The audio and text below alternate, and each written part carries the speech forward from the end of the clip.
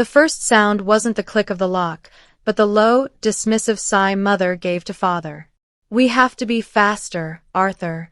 What if she tries to come back?" I stood frozen on the porch, a 6x4 moving box clutched to my chest, its contents, my entire high school life, now feeling like a coffin. I'd walked 5 miles from the bus station, fresh off being framed for a scandal I didn't commit, only to find the locks changed on the home I grew up in, and my father's Range Rover was already parked in the driveway. Their faces, when they finally opened the door, were not filled with pity or concern, but sheer annoyance, as if I were a particularly unpleasant piece of mail. "You need to leave, Willow," Father said, his hand gripping the door frame, blocking the threshold. "Jocelyn is inside. This conversation is over." And just like that, at 18, they sealed their perfect manicured world against me, making me the exiled lie. I looked at the marble floor of the foyer, the place I took my first steps, and saw only a cold, polished surface reflecting the depth of their betrayal. What the hell just happened to her? That was the question that burned away the last remnants of my naive heart. My name is Willow Maxwell.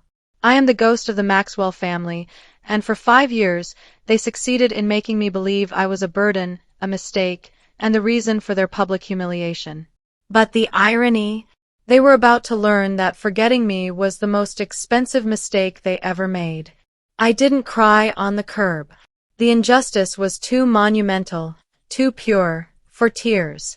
Instead, a seismic cold settled in my chest, a quiet resolve forged in the heat of abandonment. I took a deep, shuddering breath of the perfumed, perfect air of our suburban street. They wanted me to disappear? Fine. I would disappear, and then I would return as something they never saw coming. I walked until I reached a public park bench, pulling out my phone. One person remained who had a key to my forgotten past, Aunt Delilah. I needed a place to sleep and a weapon. The weapon was the tiny, obscure trust fund my true grandmother had set up, which Father had always assumed was too small to matter. I texted Delilah one word: help. Delilah met me, tears in her eyes, confirming the story my parents had fabricated. Willow chose to leave. She's erratic. Delilah knew the truth about Jocelyn, but she lacked the evidence to fight Arthur and Victoria's powerful narrative. The trust fund, $150,000, was enough. I used it not for college tuition. I earned a scholarship, but as seed capital. For 5 years, I moved across the country, building a successful, specialized boutique asset management firm under a different legal shell. I lived frugally, focusing only on the slow, meticulous accumulation of quiet wealth. No social media. No contact. Just silence, broken only by my quarterly check-in with Delilah. The silence was my shield, the wealth, my rising tide. 5 years and 3 months after I was banished, I closed the deal on the most ambitious purchase of my life, a custom 70-foot Hatteras motor yacht. I named her the Ghost. It was not a status symbol. It was the physical proof of my survival, built on my own terms. I sent a single picture to Delilah, who had always been my silent champion. She responded with 3 heart emojis and a warning, "Don't tell anyone." I was in my office overlooking the Seattle skyline when my phone buzzed with an unfamiliar number. Delilah. She was frantic. "Willow, I'm so sorry." I was showing the photo to a friend, and she posted it to her private story, with the location tag, Palm Harbor Marina. My stomach dropped. It was a stupid, accidental slip. I was about to dismiss it, when a new text popped up on my other line. The number was blocked, but the contact name showed, Arthur Maxwell, old. It was my father. The message read, simple, cold, and immediate. Call me. Now. 5 years of absolute silence, shattered by a geo-tagged photo of a yacht. I stared at the screen, a slow, predatory smile spreading across my face. They found the carrot. My immediate reaction was not to block him, but to wait. I let the text sit for 48 excruciating minutes. I wanted him to sweat. When I finally called, using a burner line, my voice was perfectly flat. Who is this? I asked. Willow, it's your father. Where have you been? We've been worried sick. The lie was so familiar it tasted like ash. I countered, worried sick? You changed the locks, Dad. Don't waste my time. Why are you calling me? He stammered. We saw you're doing well. Very well. We want to reconnect. We miss you. He misses the possibility of my wealth. I knew the first move was to re-establish proximity. I needed to move the pieces closer to their board. I'm coming back to the area for business, I lied smoothly. I have a few days. Maybe we can have coffee. Not dinner, not home, just a brief, public meeting. He immediately pushed back. Why not the house? Your mother would love to cook. I shot him down with chilling politeness. No, Dad. You lost that privilege 5 years ago. I'll text you the location. Be on time. His immediate acceptance, dripping with false eagerness, confirmed everything. He was desperate. The cafe was upscale, central, and highly visible. Arthur arrived alone, looking polished but strained. I arrived early, sitting in a velvet booth, a simple gold watch glinting on my wrist. He sat down and immediately launched into the script. It was such a hard time. We were under so much pressure. We made mistakes. I cut him off, my voice low and steady. Tell me about Jocelyn, Dad. Is she still in New York? He flinched visibly. She's doing great. She has a wonderful fiancé. I smiled, a cold, forced expression. How nice. I'd love to meet him. I hear he works for the Monroe Group. The Monroe Group was the largest competitor to his hospital network, a detail only I should know. The color drained from his face. My research was working. I used the brief meeting to plant a seed. You know, before I left, I remember seeing some old hospital records filed in your home office, specifically about the Davenport case. The Davenport case was a major malpractice lawsuit that had been mysteriously and quickly settled years ago, a potential black mark on his record. Arthur's hand tightened around his coffee cup until his knuckles were white. Willow, that is ancient history, and not appropriate. I leaned in. Is it? Because I recall that document being the real reason you had to settle so fast. You framed me to distract from Jocelyn's car accident, but that document was the collateral damage you couldn't afford to be found. The next day, Victoria called. Her voice was pure saccharine, thick with false concern. My darling girl, you didn't tell me you were here. This was a performance. I knew she was calling because Arthur told her I was asking dangerous questions. I'm busy, Mother.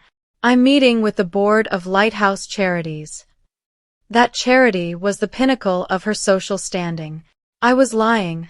I was merely scouting their headquarters. The effect was immediate. Oh, the board. Willow, that is wonderful. We are hosting a fundraiser for them next month. You simply must attend.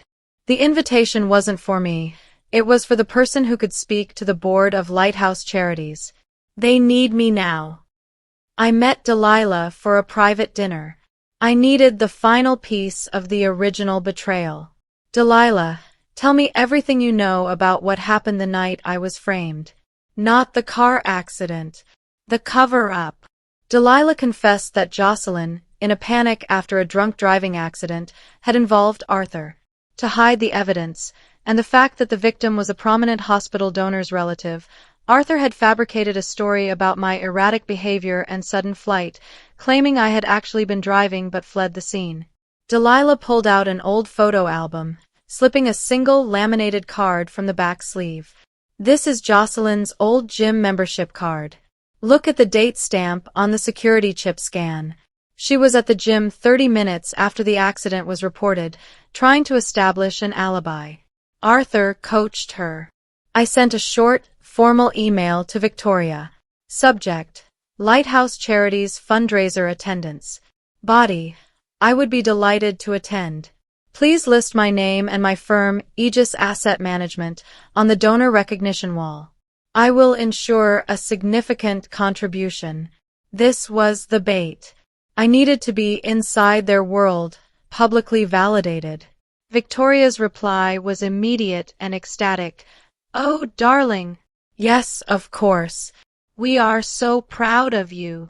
I felt a wave of nausea, followed by a rush of adrenaline. The battlefield was set. Jocelyn flew back from New York unexpectedly. The family dinner was tense. Jocelyn, 5 years older, was dripping in designer clothes, her forced smile brittle. Willow! Look at you! Such a surprise. I heard you're doing well. She hated the word well. She expected me to be struggling. I met her gaze, calm and measured. I'm doing better than well, Jocelyn. I'm thriving. You, on the other hand, look tired. Is that fiancé of yours keeping you up?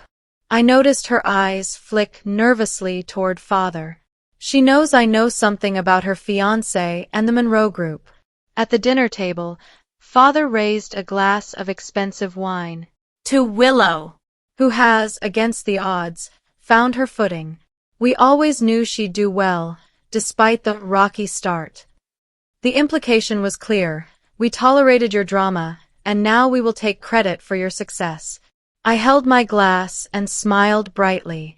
Thank you, father. And to you, Jocelyn. I'm so happy you've been able to move past the mistakes of your youth. I think everyone deserves a second chance, don't you? Especially when secrets are involved.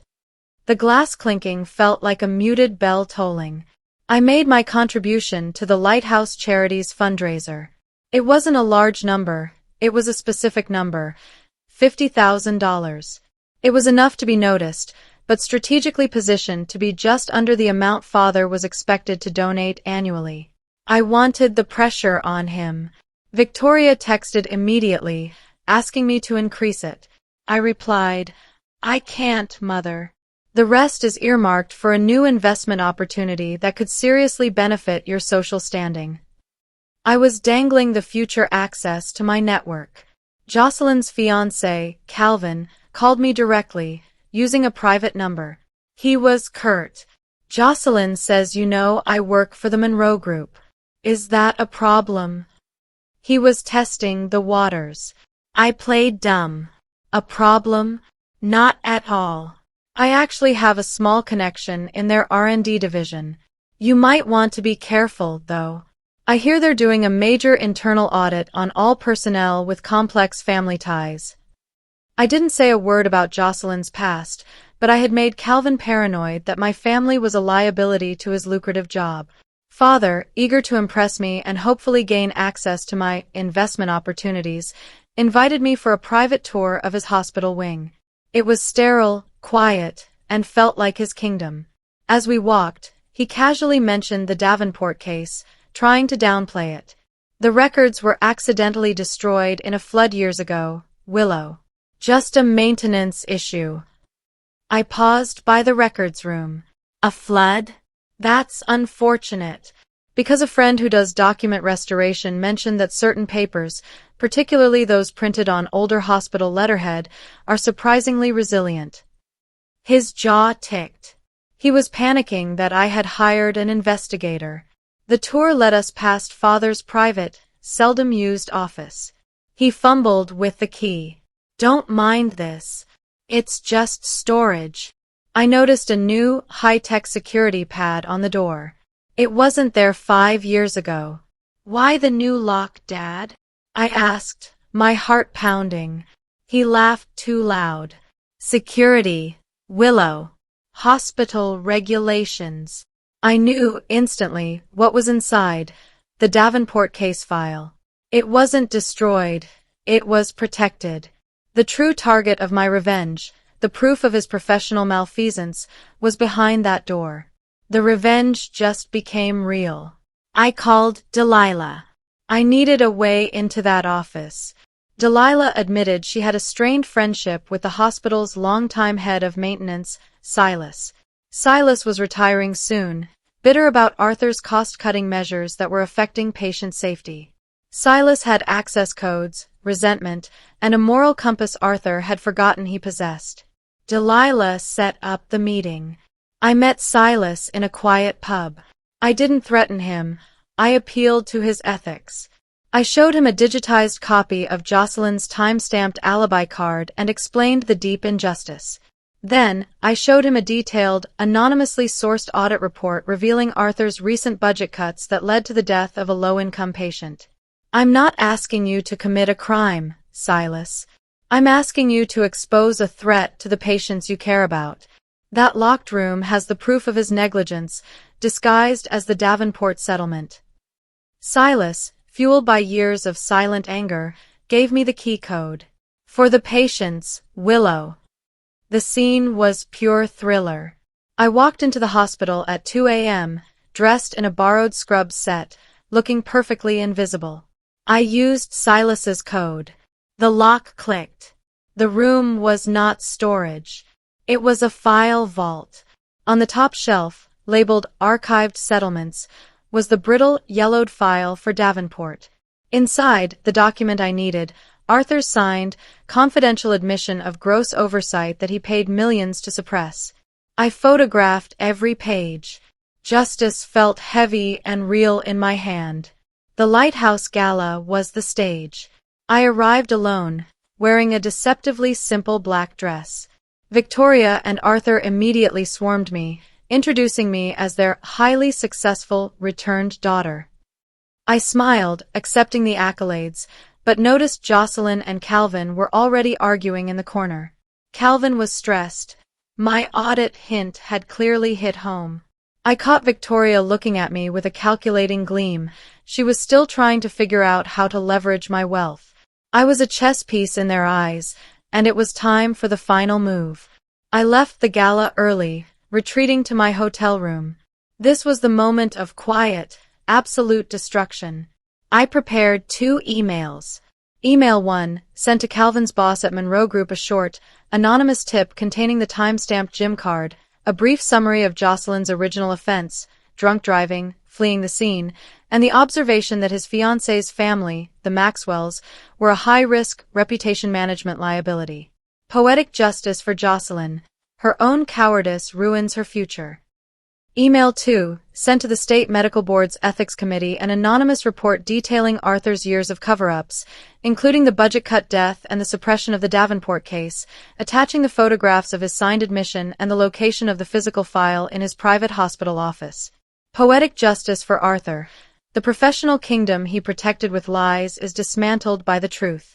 The next morning, the dam broke. I was having coffee when my phone exploded. Text 1, Jocelyn, what did you do? Calvin just left. They fired him. They know about 5 years ago. You snake. She lost her future because of her past. She framed me. I simply exposed her original frame. Text 2, Victoria Willow, the board is calling. The police are at the hospital. Arthur is being investigated. Tell them it's a mistake. You must fix this. She thought I was their savior. I was their judge. I didn't reply to either. I simply typed a search query, Dr. Arthur Maxwell malpractice investigation. The headlines were already there, clean and damning. The world saw the truth, delivered by the institution designed to maintain professional integrity. They lost their kingdom, their reputation, and their ability to hide behind wealth. I stood on the deck of the Ghost, the sea air clean and crisp against my face. I had sent a final short email to Delilah, thanking her and assuring her I was safe. I hadn't replied to a single text or call from the Maxwells. They had banished me to protect their perfect, corrupt life. I had used their banishment to build a true, strong one. They were trapped in their crumbling tower of lies, and I was sailing away on my own power. My victory wasn't just exposing them. It was the quiet, profound knowledge that I no longer needed their approval, their wealth, or their toxic definition of family. I picked up my phone, pulling up the map app. New coordinates for the Caribbean. I was Willow Maxwell, the ghost who had returned, dismantled the illusion, and walked away entirely whole. The greatest revenge is building a life so spectacular, the people who abandoned you can't even afford to look at it. If you followed my journey this far, you understand one thing: respect is non-negotiable. My worth wasn't defined by who got the family credit, who they believed first, or the changed locks on the front door. My story proves that 5 years of silence can be the most potent weapon, and patience can be the purest form of power. I used their cruelty to forge my own success, dismantling their kingdom one strategic move at a time. If this resonated with you, if you have ever been gaslit or framed by the people who were supposed to love you, share this story. Tell yourself, your silence doesn't make you weak, and your boundaries don't make you difficult. Your survival makes you extraordinary. Hit that notification bell for more stories about turning humiliation into triumph. Because the revolution happens when you stop seeking their approval and decide to write your own magnificent ending. Your worth was never in question. It was only waiting for you to remember it. Have you ever had to prove your worth to a family that underestimated you? Share your story in the comments below.